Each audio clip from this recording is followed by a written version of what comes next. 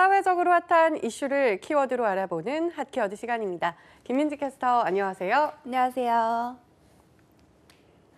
네, 간단한 입출금부터 대출 등 이런저런 일로 은행 업무를 봐야 할 때가 많이 있는데요. 스마트폰이 대중화되면서 은행 업무 역시 모바일 뱅킹을 이용하는 일이 많아졌습니다.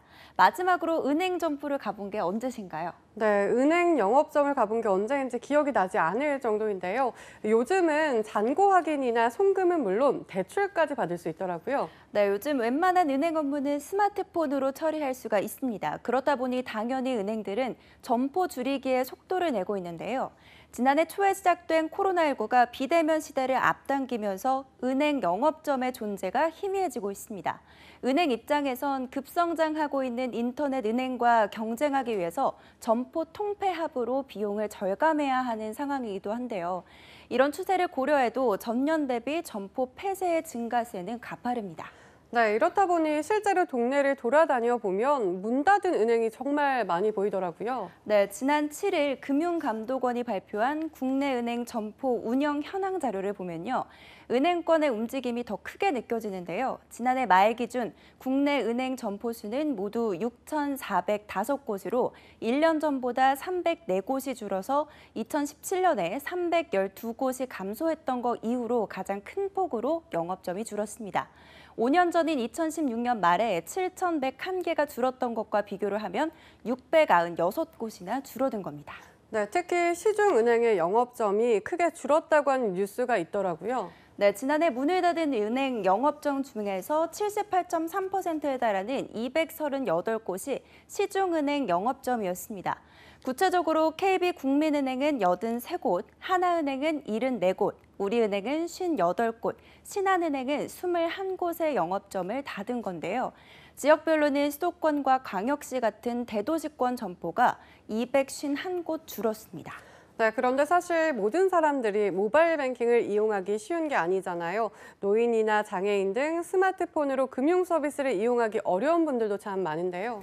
네, 디지털과 비대면이 대세라고 해서 마냥 영업점을 줄일 수는 없습니다.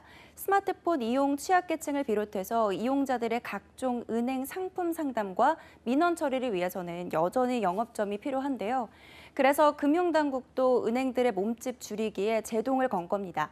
다만 비용적인 측면에 있어서 효율 문제를 고려했을 때 영업점 문을 닫을 수밖에 없다는 게 은행권의 입장입니다.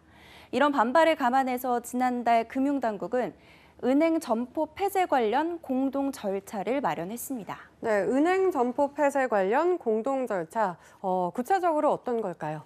네, 점포 폐쇄에 따른 사전 영향 평가를 실시하고 만약 은행 점포를 없애야 한다면 기존 금융 소비자들이 겪을 수 있는 불편을 은행의 소비자 보호부서와 외부 전문가가 참여를 해서 확인하자는 건데요.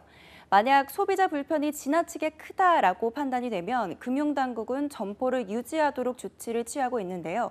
원래는 점포 폐쇄일로부터 한 달 전에만 알리면 됐는데 그 횟수를 늘려서 은행은 점포 폐쇄일 최소 3개월 전부터 총 2회 이상의 고객에게 사전 통지를 해야 합니다.